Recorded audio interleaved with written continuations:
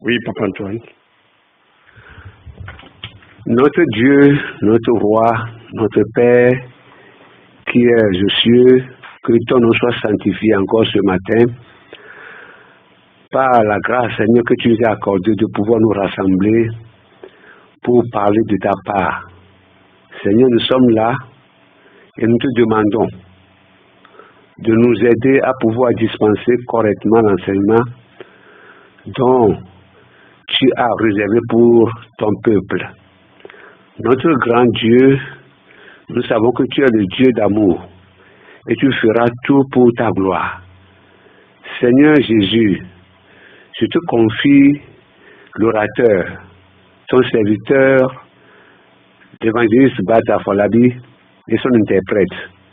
Il veut parler de ta part, il ne veut pas parler d'eux-mêmes. C'est pourquoi je te demande, Seigneur, de leur accorder ton Esprit Saint, le double d'ailleurs, pour qu'ils puissent parler correctement à la compréhension des auditeurs.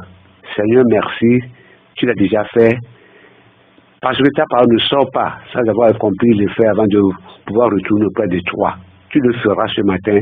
Merci pour la paix que tu nous donnes à pouvoir dispenser cela. Au nom de Jésus-Christ, nous avons prié. Amen. Amen. Pendant qu'une multitude de chrétiens cherchent les signes et les miracles,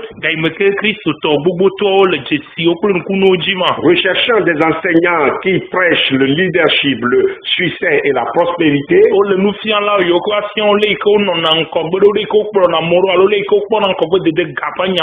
Dieu appelle un peuple du désert, un peuple qui se met à part, consumé par une fête de plus en plus de Christ, désabusé par l'hypocrisie de beaucoup, certains se plongent dans la parole de Dieu pour découvrir sa véritable but.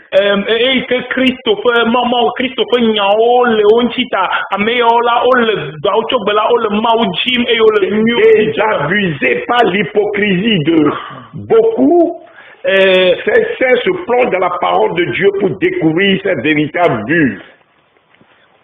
Désabusé par l'hypocrisie de beaucoup. Certains se plongent dans la parole de Dieu pour découvrir ses véritables buts.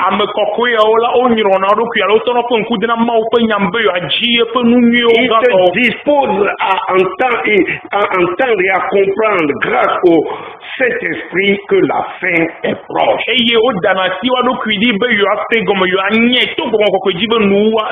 Christ vient, met de côté tout péché installé dans ta vie et place ton affection dans les choses d'en haut.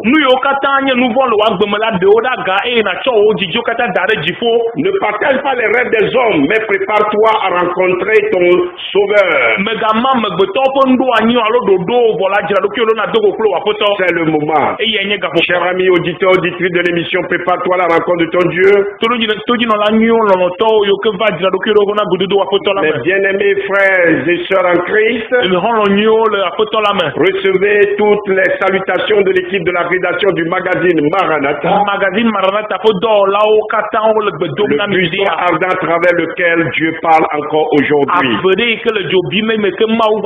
Merci d'être encore là ce matin à notre rendez-vous de la parole de Dieu et des bénédictions.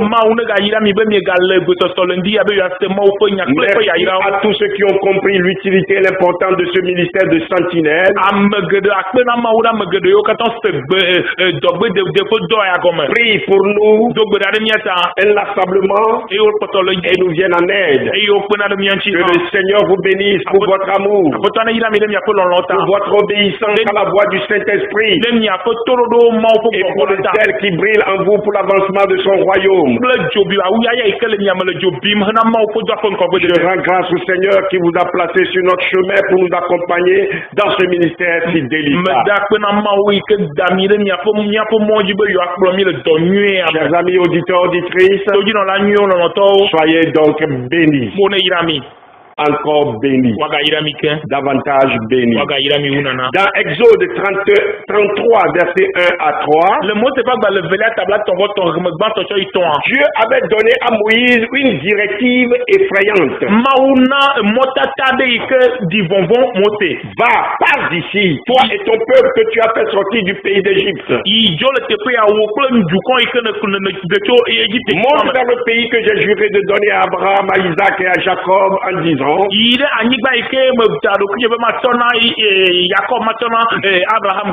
le donnerai à ta postérité.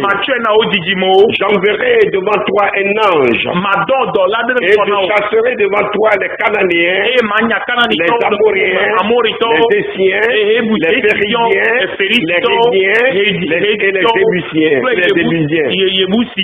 Monte vers ce pays où coule le lait et le miel. Mais je ne monterai pas avec toi, de peur que je ne te consume en chemin, car tu es un peuple au cou roide.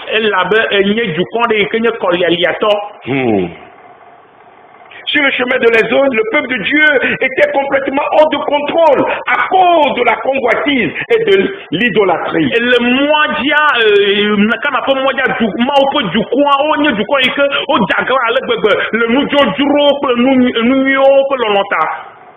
De l'idolâtrie. Voilà Exode 32, verset 25.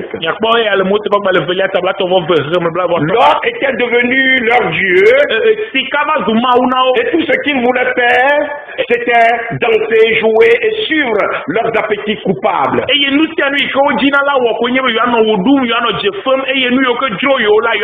Seuls les fils de Lévi se sont levés pour défendre la sainteté de Dieu.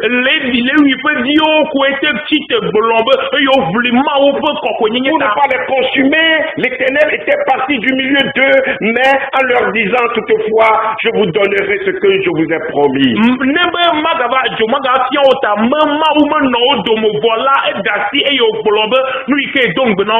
Ils pourraient ainsi réclamer tous leurs droits et sa protection. Mais par sa présence, par la présence de Dieu, Dieu ne pouvait plus rester au milieu d'eux. Nous voyons la même chose malheureusement aujourd'hui. Beaucoup d'églises ont mis aujourd'hui le Seigneur hors de leur assemblée. Et Jésus se tient en ce moment même à la porte, frappant et suppliant pour y entrer.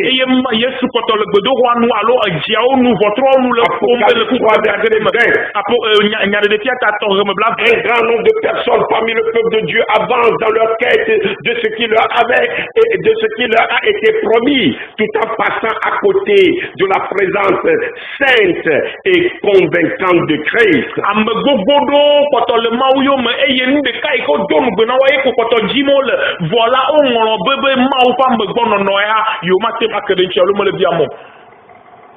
Un grand nombre de personnes parmi le peuple de Dieu avancent dans leur quête de ce qui leur a été promis,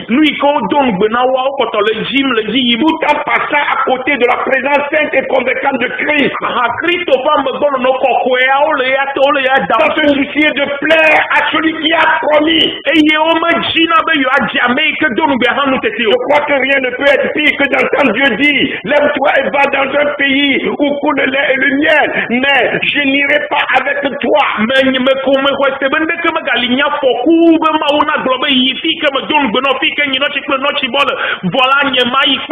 Exode 33, verset 3. Moïse, quand lui, voulait quelque chose de plus grand qu'un pays où coule le lait et le miel.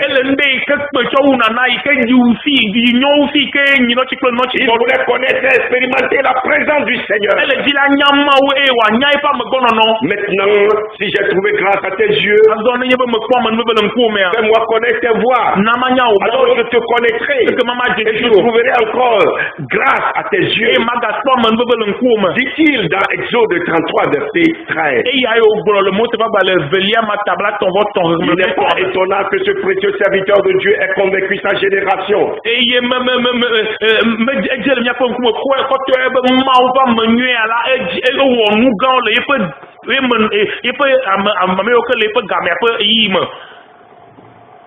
Sois avec moi ce matin, mon frère. Il n'est pas étonnant que son visage rayonnant d'une telle gloire. Il voulait connaître seulement le Seigneur pour résider continuellement dans sa présence. Mes frères et sœurs, amis auditeurs, auditrices de l'émission, prépare-toi à la rencontre de ton Dieu. Mes bien-aimés dans le Seigneur, au moment où je vous enseignais sur les signes prophétiques de l'actualité annonçant le retour de Jésus, le Seigneur me mettait à cœur cette exhortation particulière à partager avec vous. Ce message, je l'ai intitulé Optez pour le meilleur. Cherchez les choses d'en haut. C'est un titre que j'ai tiré de 2 épîtres de Paul. D'abord, Philippiens 1, verset 10 à 11.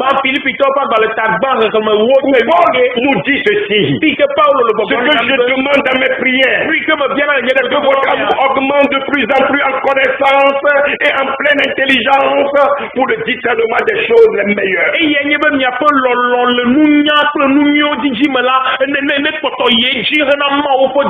Afin que vous soyez purs et irréprochables pour le jour de Christ.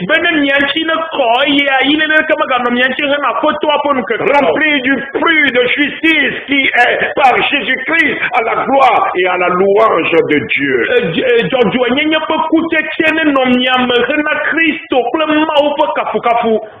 Ensuite, Colossiens 3, verset 1 à 2. Si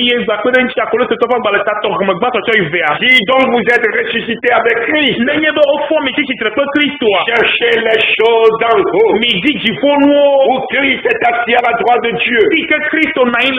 Attachez-vous aux choses d'en haut et non à celles qui sont sur la terre. C'est de ces 2 passages donc que j'ai formulé le titre de mon message. Mais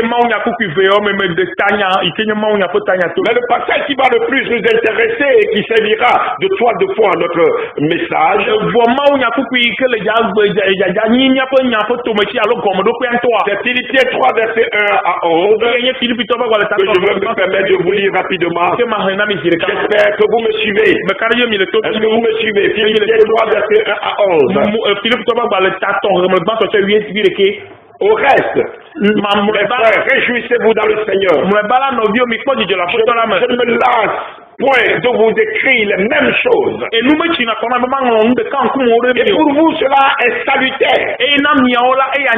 Prenez garde aux chiens. Prenez garde aux mauvais ouvriers. Prenez garde aux faux circoncis. Car les circoncis, c'est nous qui rendons à Dieu notre culte par l'Esprit de Dieu. Qui nous glorifions en Jésus-Christ. Et qui ne mettons point notre confiance en la chair. Moi aussi, cependant, j'aurais sujet de mettre ma confiance en la chair. Si quelqu'un croit pouvoir se confier à la chair, je ne plus davantage. Moi, c'est confié le 8e jour de la race d'Israël, de la tribu de Benjamin, et né d'Hébreu. Quant à la loi pharisienne, quant aux les persécuteurs de l'Église, il reprochait à l'égard de la justice et de la loi. choses qui étaient pour moi des gains, je les ai regardées comme une perte à cause de Christ. Et même, je regarde toutes ces choses comme une perte à cause de la connaissance de Jésus-Christ, mon Seigneur, pour lequel j'ai renoncé à tout. Je les regarde comme de la boue afin de gagner Christ et d'être trouvé en lui, non avec ma justice, celle qui vient de la loi, mais avec celle qui s'obtient par la foi en Christ, la justice qui vient de Dieu par la foi. Ainsi je connaissais Christ et la puissance de sa résurrection et la communion de ses souffrances en devenant conforme à lui dans sa mort pour parvenir, si je le puis, à la résurrection d'entre les morts. Amen. Amen. Mes chers amis, je frémis chaque fois quand je lis ce passage de l'épître de l'apôtre Paul aux Philippiens.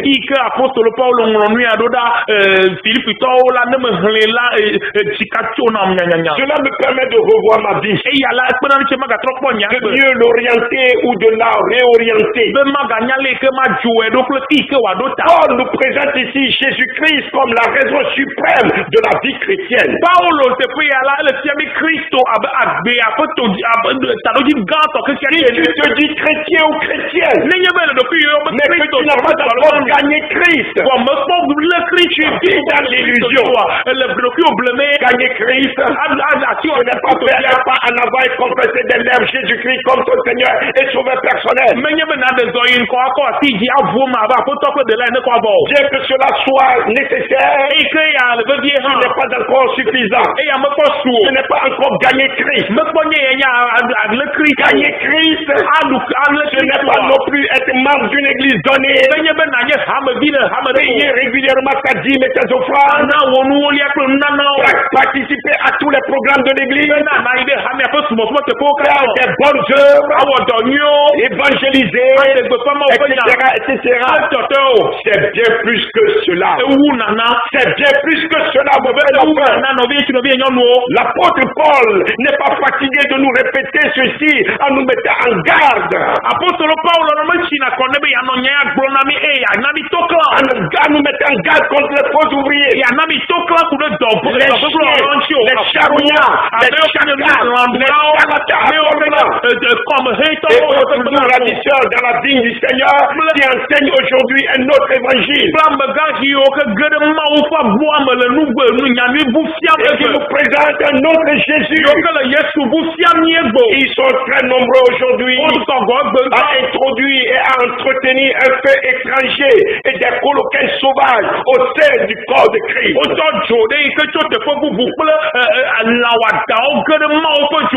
Il s'avère donc nécessaire que notre amour augmente de plus en plus en connaissance et en pleine intelligence pour le discernement des choses les meilleures, mon frère, ma soeur.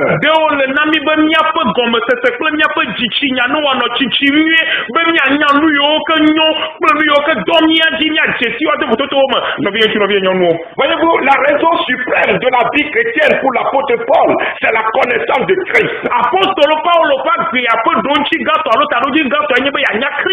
Sa mort et la puissance de sa résurrection. Et le but suprême de sa vie, elle doit venir à la résurrection d'être les morts pour gagner le ciel. Pour cela, il nous invite à réévaluer l'objectif que nous poursuivons en tant que chrétiens ou en venant à l'église.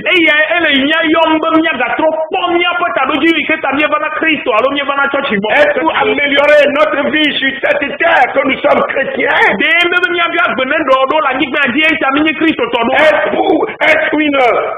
Est-ce pour être bénis par Dieu et prospérer matériellement que nous sommes devenus chrétiens.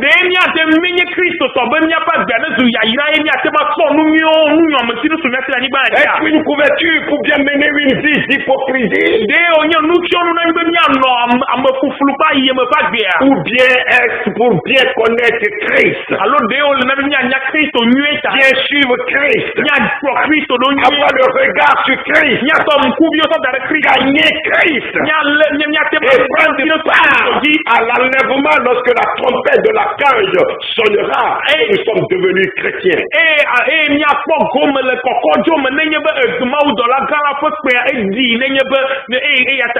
Bon frère, ma soeur, réfléchis donc sérieusement ce matin.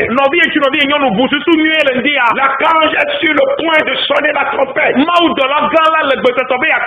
Tout indique que nous sommes à la dernière heure. Préparons-nous et soyons prêts. Écoutez, pour pouvoir gagner Christ, l'apôtre Paul, lui, il a résolu de considérer ce qui faisait sa fierté dans ce monde. Tout ce dont il tirait sa gloire comme une perte.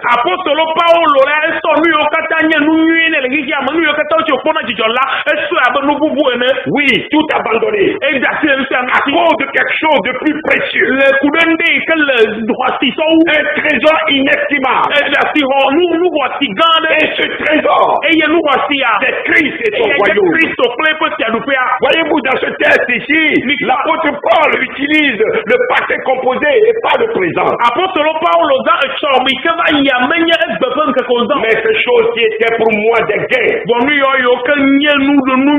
je les ai regardées comme une perte à cause de Christ. Et même je regarde toutes ces choses comme une perte à cause de la connaissance de Jésus-Christ, mon Seigneur, pour lequel j'ai renoncé à tout. Je les regarde comme de la boue afin de gagner Christ. Oh, mes frères et sœurs, Paul connaissait bien son passé. Il savait d'où il venait. Il sait où il va aujourd'hui. Il était, il le savait. Mais il a réévalué en Christ pour poursuivre un objectif plus noble. Et maintenant, il considère toutes ces choses comme de la boue.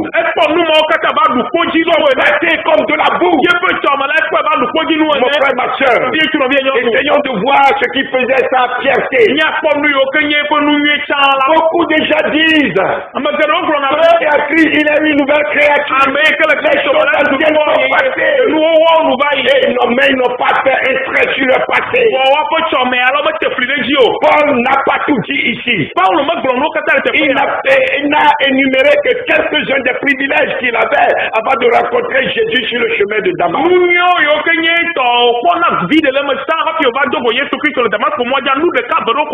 En fait, Saul, c'est lui, était le plus brillant de tous les disciples du rabbin Gamaliel. Le rabbin Gamaliel, nous sommes vieux kata de la Saul, Saul, un vrai descendant d'Abraham. Fils d'Hébreu. 100% hébreu. Fils de pharisien, comme certains pouvaient dire aujourd'hui. Je suis fils de tel ou tel. Je suis des parents chrétiens. Je suis le fils du président ou de tel ministre.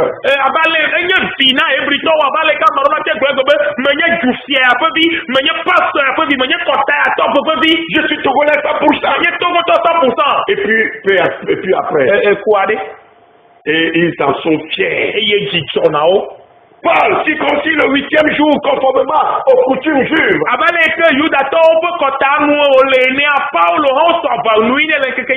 Pharisiens et pouvoir réciter des livres entiers de la Torah avec interprétation rabbinique à l'appui.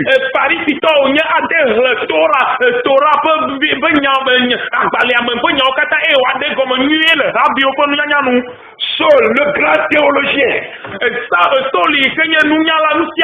rabbin, membre du Sanhédrin, du conseil des 70 anciens, un homme rempli de sagesse du monde, riche, respectable, honorable dans la société, représentant du peuple juif, un ayant une belle carrière devant lui. Saul, le champion des persécuteurs des chrétiens, considérés comme des hérétiques. Et qui suscitait l'admiration et l'éloge partout. Saul qui sera devenu lui-même chrétien. En rencontrant Christ sur la route de Damas. Saul a opté pour le meilleur. Opté pour le meilleur. Il a choisi Jésus-Christ. Mon frère, ma soeur, l'as-tu vraiment choisi? On ne peut pas choisir Jésus-Christ sans choisir son royaume. Et son royaume a ses principes, ses lois, sa constitution.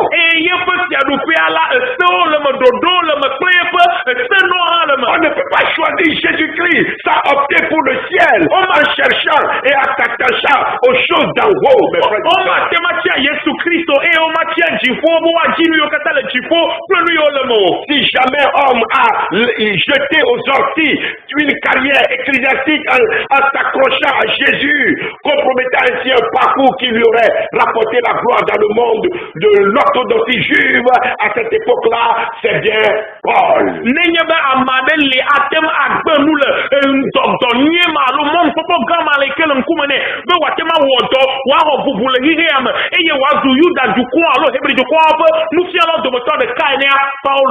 Il a abandonné tout cela en le qualifiant de perte. Et le jour où il a posé la seule question, juste qu'une créature, quelle qu'elle soit, puisse poser à son Seigneur, que veux-tu que je fasse?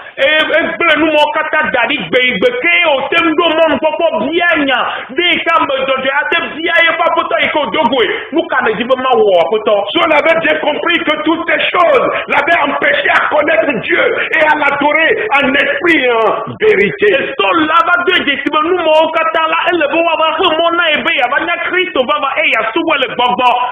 Il a compris qu'il n'était qu'un religieux, un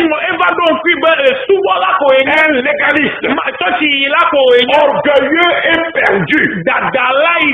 Beaucoup de ceux qui me suivent à ce moment sont dans cet état. En rencontrant Christ, Saul a réévalué ses possessions. Et il a trouvé cela comme une perte. Quelque chose sans valeur. Sans intérêt. Et l'a considéré comme de la boue. C'est-à-dire des déchets. Des balayures nauséabondes. Des excréments. Une chose vile. Inutile. Nuisible. Et il a opté pour le meilleur. Il constatera même que la sagesse de ce monde est une folie devant Dieu. Il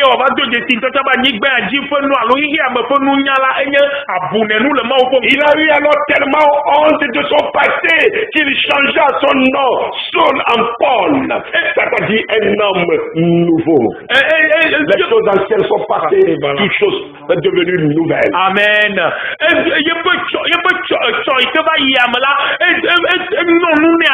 Je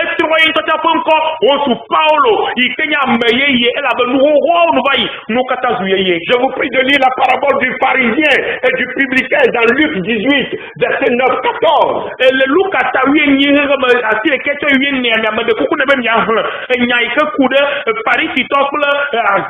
Publicain. Dans Luc 18, verset 9 à 14. Cette parabole en dit long sur la foi qui animait Saul avant sa rencontre avec Jésus-Christ sur le chemin de Damas.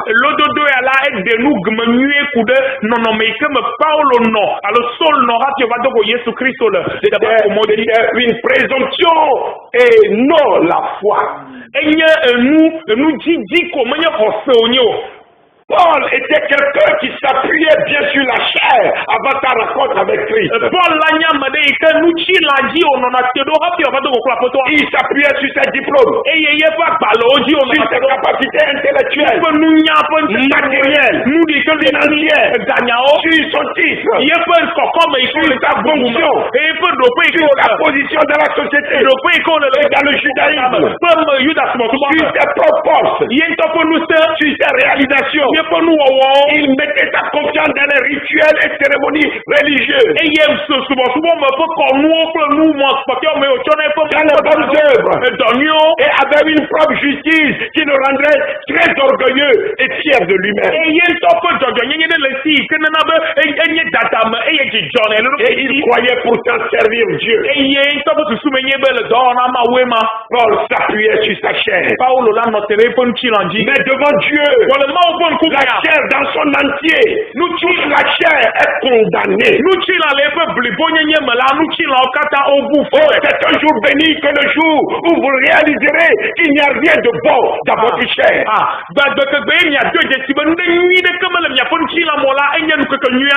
La Bible nous dit de ne pas nous laisser conduire par la chair.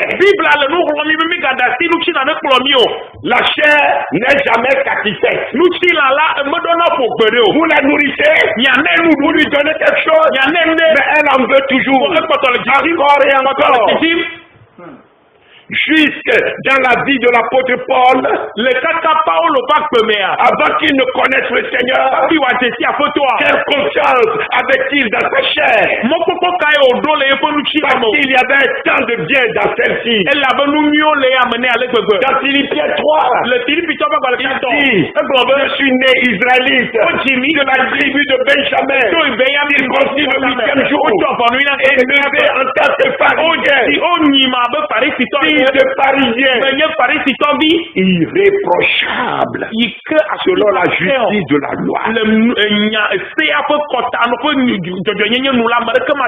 Il y avait là un homme plein de la bonté de la chair qui s'enorgueillit de son origine.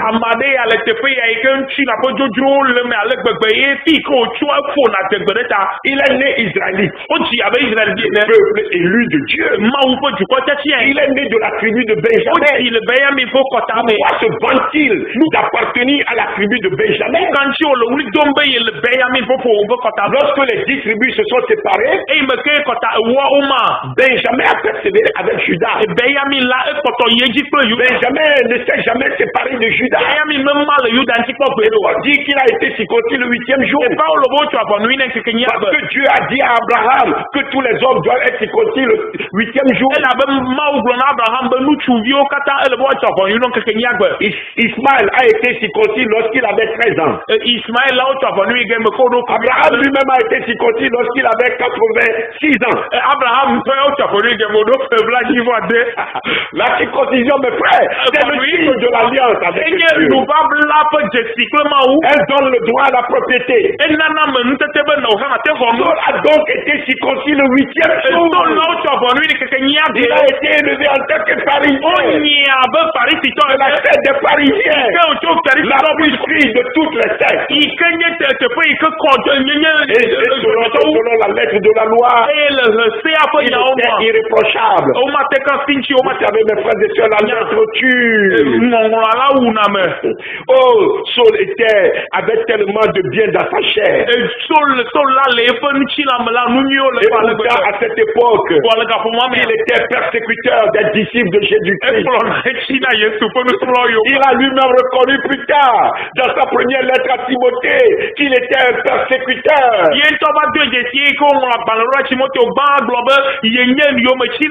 Oui, une personne arrogante et insolente.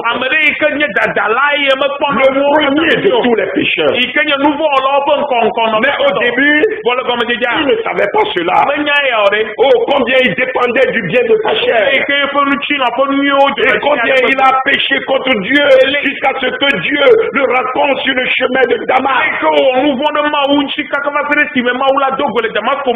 Mais après avoir cru au Seigneur Jésus, après avoir cru au Seigneur Jésus, après que Paul ait cru au Seigneur Jésus, il devait en arriver au point où il ne pouvait plus compter sur la bonté de sa chair. Je prie que cela soit ici pour tout le monde aujourd'hui. Ce que je demande à mes prières, c'est que votre amour augmente de plus en plus en connaissance et en pleine intelligence pour le discernement des choses les meilleures.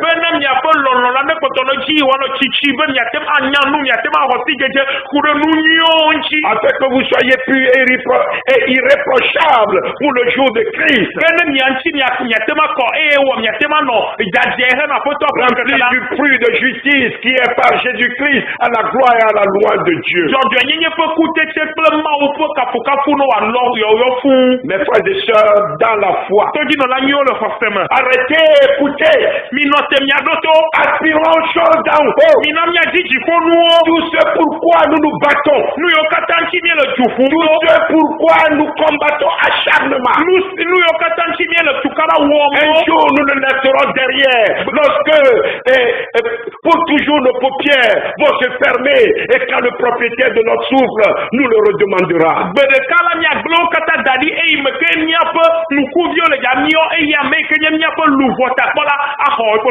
Parce que cela ne nous accompagnera pas dans l'au-delà. C'est pourquoi le sage dit vanité des vanités, tout est vanité. Aspirons aux choses d'en haut. Attachons aux choses d'en haut. Mes frères et sœurs dans la foi, sachons-le, les œuvres humaines les plus magnifiques ne sont que pourriture comparées aux meilleures choses que nous avons en Jésus-Christ.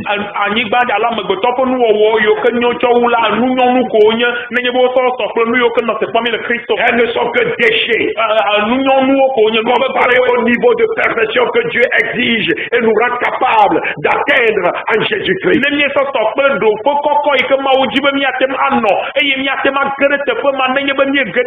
Bientôt le ciel. Bientôt le ciel. La porte du ciel est là devant nous. Franchiras-tu cette porte? Certains, c'est en un clin d'œil, dans une seconde. C'est à quelque part.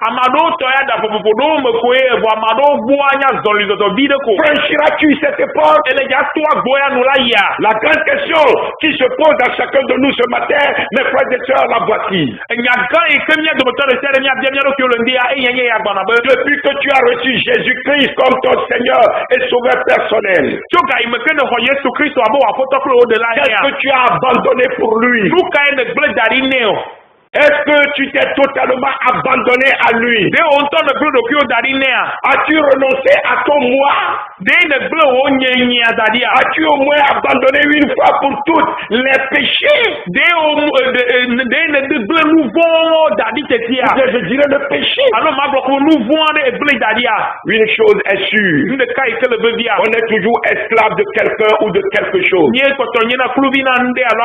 De qui donc es-tu esclave? Moi je préfère être plutôt esclave de Jésus, car son joug est doux et léger. Selon ce qu'il a déclaré dans Matthieu 11 verset 29 à 30. Mes frères et sœurs, le disciple Pierre posa une question très intelligente à Jésus. Je serai à ta place, je poserai la même question. Lisons Matthieu 19 verset 27 à 29. Rapidement. Pierre prenant la parole, alors la parole, il lui dit, voici nous avons tout quitté et nous t'avons suivi. Qu'en serait-il pour nous? Jésus lui répondit, je vous le dis en vérité, quand le Fils de l'homme, au renouvellement de toutes choses, serait assis sur le trône de ta gloire, vous qui m'avez suivi, serez même assis sur 12 trônes. Et vous jugerez les 12 tribus d'Israël. Et quiconque aura quitté à cause de mon nom, ses frères ou ses sœurs, ou son père ou sa mère, ou sa femme ou ses enfants, ou ses terres ou ses maisons, recevra le centuple et héritera la vie éternelle. Alléluia. Amen. Mes frères et sœurs, ceux qui ont opté pour le meilleur s'attachent aux choses d'en haut. Ils ne marchent pas par la vue, mais par la foi. Et ils sont pressés de quitter ce monde pour demeurer auprès du Seigneur. Et en attendant, ils font tout pour lui être agréable. 2 Corinthiens 5, verset 6 à 9. Ils suivent la trace de leur père Abraham. Et ce sont les héros de la foi dont fait éloge le chapitre 11 du livre aux Hébreux.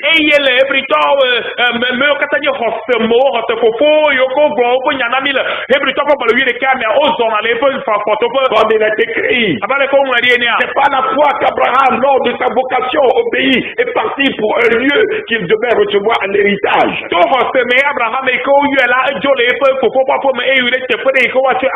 Et qu'il partit sans savoir où il allait.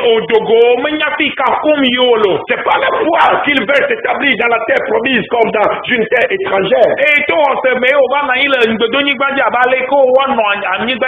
Habitant sous les tentes. Ainsi qu'Isaac et Jacob, les co-héritiers de la même promesse. Et il reste ici. Car il attendait la cité qui a de solides fondements.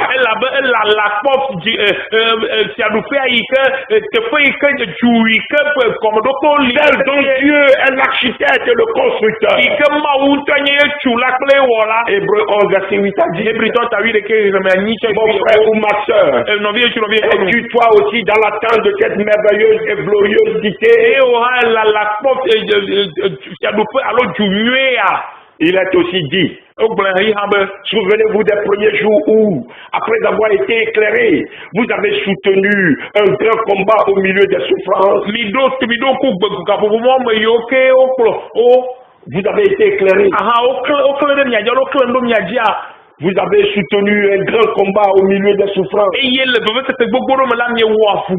Exposé comme un spectacle aux opprobres et aux afflictions. Et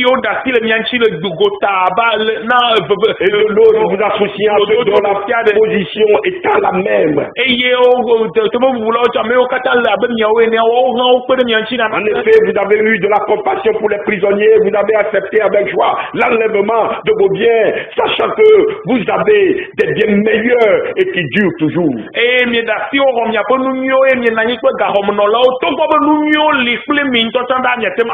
N'abandonnez donc pas votre assurance à laquelle est attachée une grande rémunération.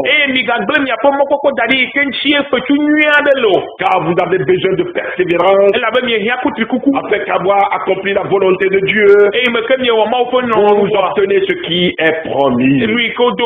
Encore un peu de temps. C'est merveilleux. Celui qui doit venir viendra. Et il ne tardera pas. Et mon juif vivra par la foi. Mais il se retire. Mon âme ne fera pas plaisir à lui. Nous ne sommes pas de ceux qui se retirent pour se perdre, mais de ceux qui ont foi, la foi pour sauver leur âme. Hébreux 10, verset 32 à 39. Frères et sœurs, amis auditeurs, le monde passe.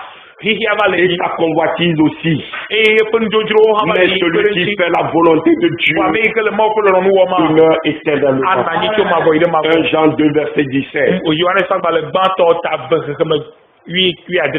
Mais sachez ceci, il n'y a pas de gain sans perte. C'est une sorte d'échange. Si tu ne perds rien pour Jésus, tu ne gagnes rien non plus pour lui. Ou si le grain ne tombe à terre et ne germe, ne meurt et ne germe, il ne portera pas de fruits.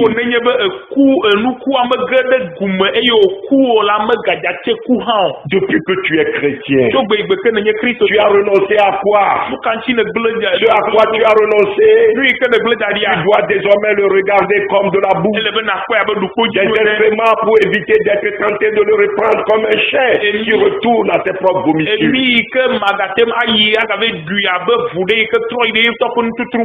C'est le secret de la vie chrétienne victorieuse que Paul nous donne ici.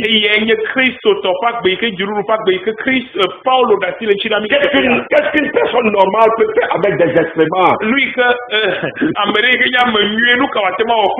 De la boue qui pue. Si tu as encore une maîtresse ou un copain,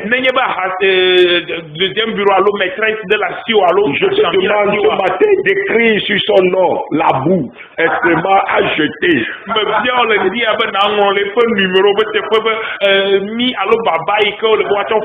Écoute, si tu prends encore de l'alcool, tu prends plaisir dans l'alcool, dans la drogue. Ou bien, si tu fumes encore, écris sur la bouteille de ton whisky ou du sodabi ou bien de champagne, sur le paquet de la cigarette ou de la drogue, la boue excrément à jeter.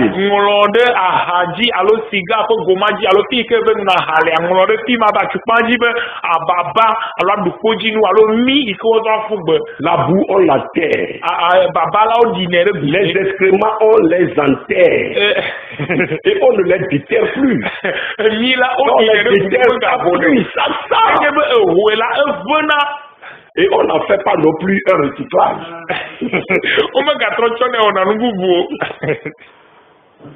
Mes frères et sœurs, Paul n'est plus sous la loi.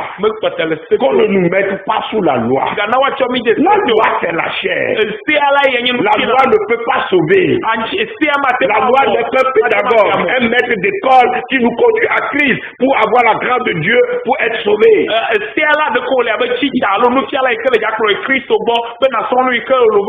On nous répète chaque fois que nous sommes sous la grâce. Eh bien oui, nous sommes sous la grâce. Mais la foi à la grâce de Dieu est de nous amener à renoncer à tout ce qui est péché pour rencontrer ou bien pour connaître Christ et vivre comme lui.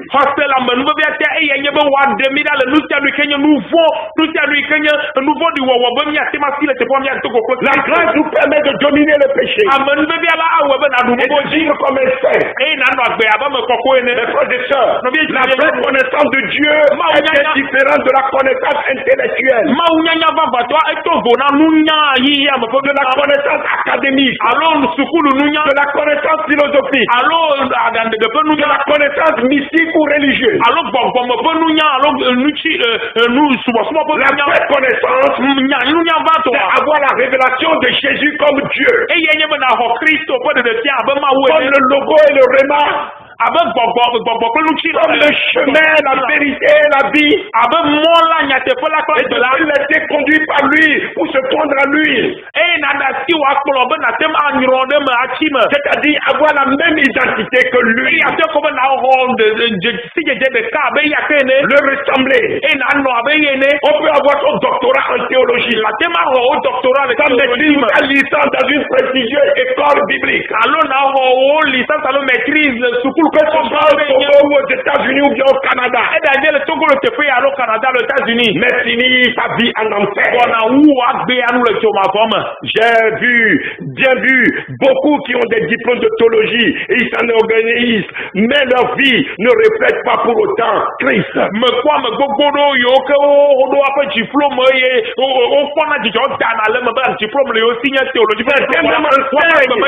même enseigne de fausses doctrines.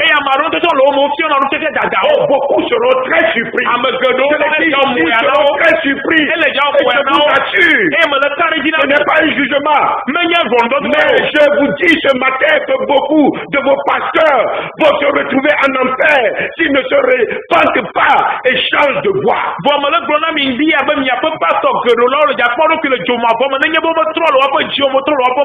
Et si vous aussi vous la suivez, vous direz en enfer. Lisez bien Matthieu 7, verset 21 à 23 et vous comprendrez. L'amour de l'argent et des biens de ce monde vont entraîner beaucoup en enfer. Vos noms sont des cupides, des impudiques et des ouvriers d'iniquité.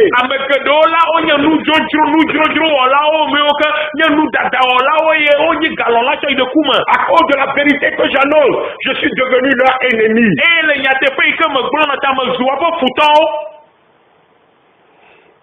Mon frère, ma soeur, est-ce que toi, tu connais vraiment Christ?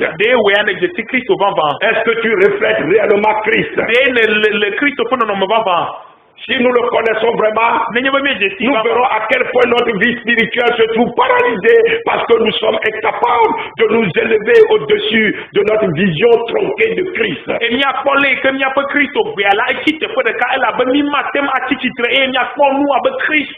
Ne nous leurrez pas. Savez-vous pourquoi Jésus dit qu'il y aura des graissements de dents?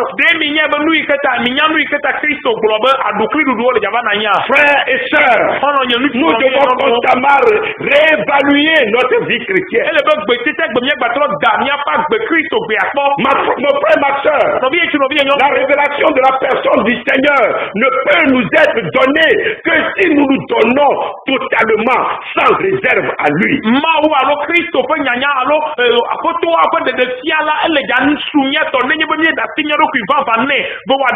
Et nous réussirons si nous acceptons de payer le prix. Parce qu'il y a un prix à payer. Marc 8, verset 34. Puis ayant appelé la foule avec ses disciples, Jésus leur dit, si quelqu'un veut venir après moi, qu'il renonce à lui-même, qu'il se charge de sa croix, et qu'il me suive. Nous trouvons la même déclaration de Jésus dans Matthieu 16, verset 24 à 26. Beaucoup de chrétiens de nouveau ne savent pas qu'ils possèdent un immense trésor caché dans leur champ, à portée de leurs mains.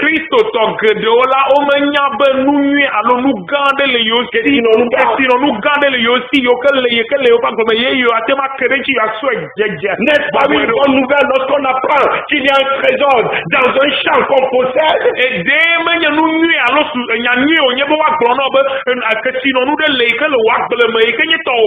Il s'agit là d'un immense trésor enfoui là dans le champ, et un tel trésor vaut bien que nous investissions quelques efforts pour le découvrir.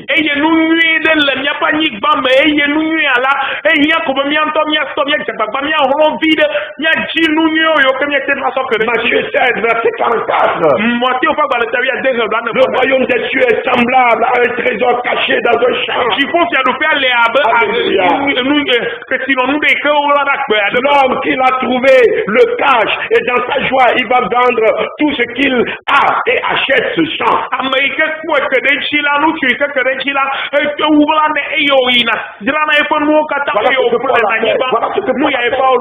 Quel prix, mon frère, ma soeur, donnons-nous pour acquérir ce champ où se trouve ce précieux et immense trésor qu'est le royaume des cieux?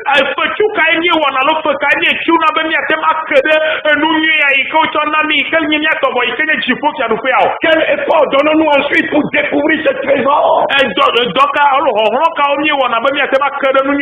Si tant de chrétiens ne font pas cet effort, c'est parce qu'ils ignorent encore qu'ils possèdent un tel trésor caché.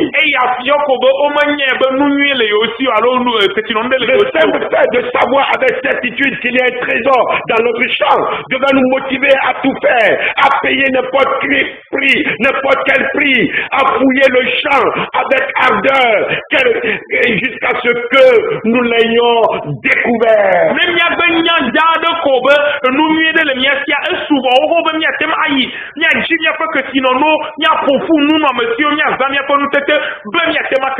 Si vous êtes ressuscité avec Christ, cherchez les choses d'en haut, où Christ est assis à la droite de Dieu. Attachez-vous aux choses d'en haut et non à celles qui sont sur la terre. Que sommes-nous prêts à abandonner des si précieux à nos yeux pour que soit considéré comme inestimable le don et le salut de Dieu qui découle de sa grâce infinie.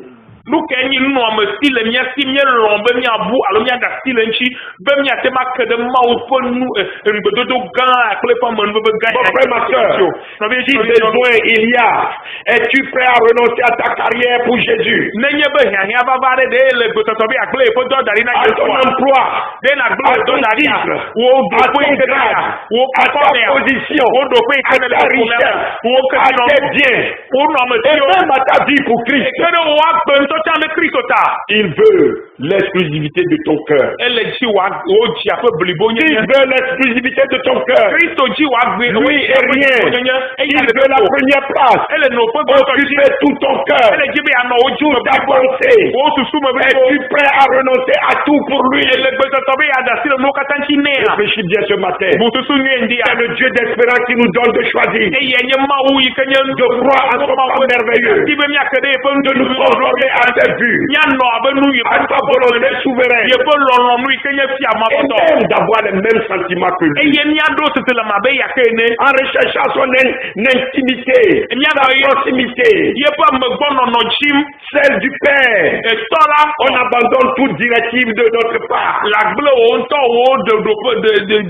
On ne regarde plus aux compétences, à nos propres forces, à notre intelligence obscure,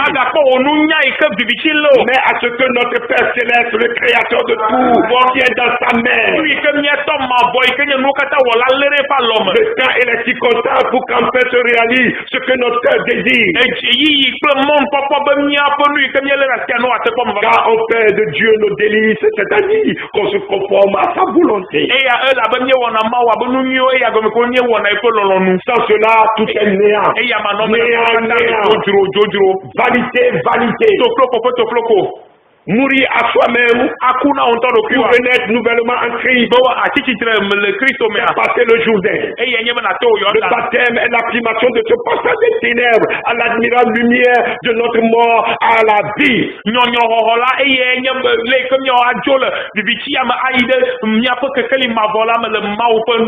Souviens-toi, le jour où tu as plongé dans l'eau. Tu es devenu une nouvelle créature. La conversion doit produire les fruits d'une repentance réelle et profonde, qui est le point de départ d'une marche vers notre royaume éternel, celui de notre Dieu.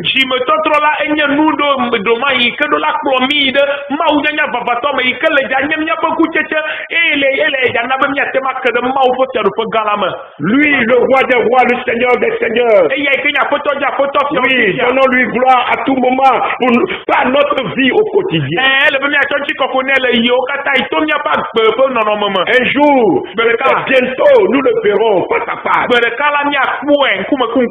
Notre marche est celle de toute une vie. Celle d'une marche humble avec notre Dieu. Celle de l'écoute et de l'obéissance. Et de l'éternel apprentissage de la vie chrétienne conforme à sa volonté. L'image du disciple avec son souverain maître et exemple qu'est Jésus-Christ notre Seigneur et Sauveur.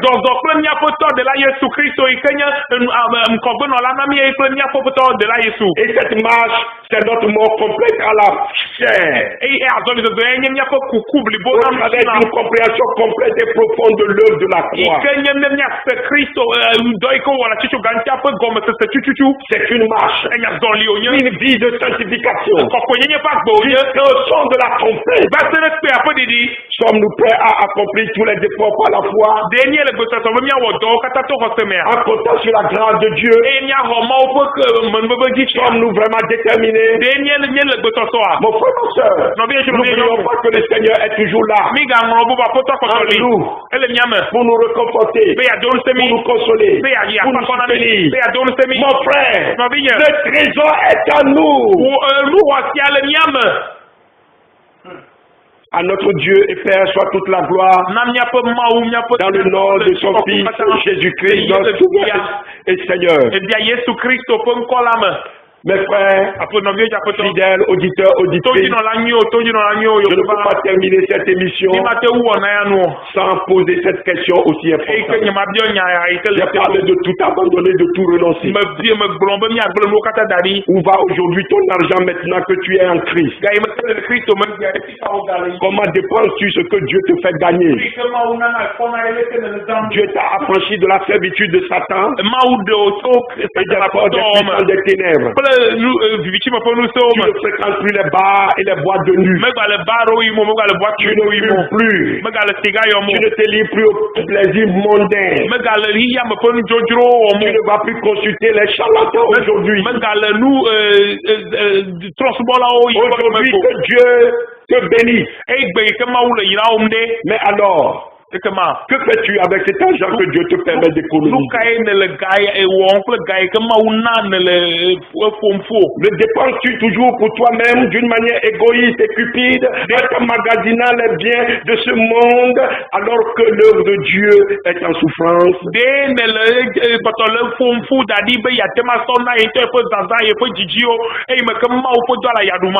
Ah, Dieu t'a fait économiser cet argent. Est-ce que c'est pour te permettre d'acheter la dernière marque?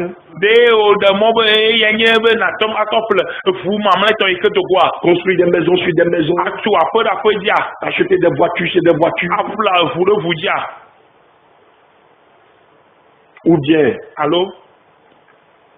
tu te laisses aujourd'hui te dépouiller par les loups ravisseurs en te laissant séduire par eux. L'argent que Dieu te donne, tu vas économiser. Sais-tu un jour que tu en rendras compte? Ce que Jésus a fait pour toi, qu'est-ce que toi tu fais pour lui, pour l'avancement de ton royaume? Nous sommes les ouvriers de la dernière heure. Vous et moi, nous sommes les ouvriers de la dernière heure. Ce n'est pas par hasard que nous sommes de cette génération et que nous avons rencontré Christ à ce moment précis. Voici ce que je vais te proposer. Les économies que le Seigneur te permet de réaliser en te délivrant des œuvres, des ténèbres de la chair et des mondanités pourraient aider à gagner des âmes pour son royaume.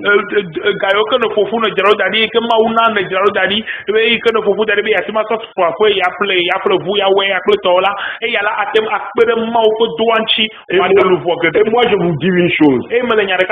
Le magazine Maranatha a aussi en a besoin. Ah, si tu ne le sais pas, je prie que le Saint-Esprit te mette ça à cœur. Et que tu vois que nous sommes très sérieux dans le ministère. Et que nous en avons besoin.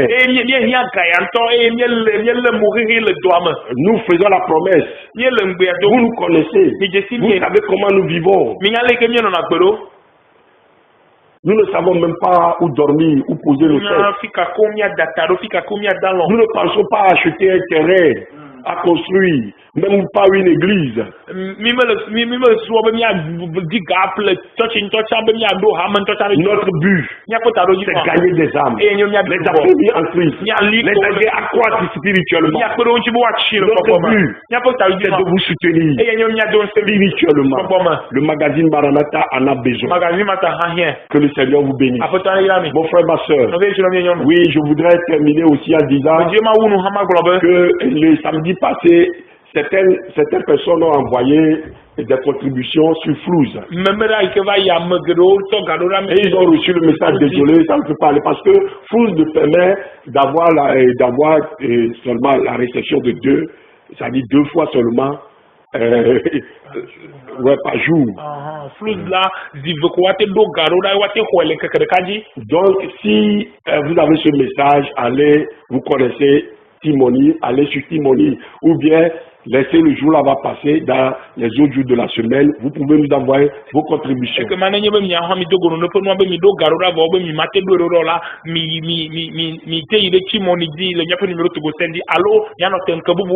En attendant que nous puissions régler cet inconvénient, vous êtes bénis dans le Seigneur. Je vais prier le pasteur Péchou de prier pour vous, de vous bénir et de demander la grâce de Dieu sur votre vie. Cette grâce qui nous est suffisante chaque jour, afin que vous saisissez cette grâce et que vous marchiez de victoire en victoire dans le Seigneur Jésus. Amen. Amen. Amen. Seigneur notre Dieu, nous te bénissons ce matin pour ta fidélité. Merci pour cette parole qui rappelle à ton Église d'être éveillée et de rechercher les choses d'en haut qui sont pures, sans tache, qui sont durables, éternelles. Seigneur, donne à ton Église de rechercher à bâtir cette cité céleste, d'investir dans le royaume et bénis-les, Seigneur. Nous prions que, Seigneur, toutes ces personnes qui se sont engagées à investir pour ton œuvre, pour l'avancée de ton œuvre, nous prions que tu multiplies, que tu bénisses leurs semences dans le nom de Jésus. Éternel notre Dieu, nous prions que ces mots, ces paroles soient bénis dans les cœurs ce matin. Et quand le trou des actions de grâce te vienne, Seigneur, merci parce que tu as accompli de grandes choses dans les vies ce matin. Au nom puissant de Jésus. Amen. Amen.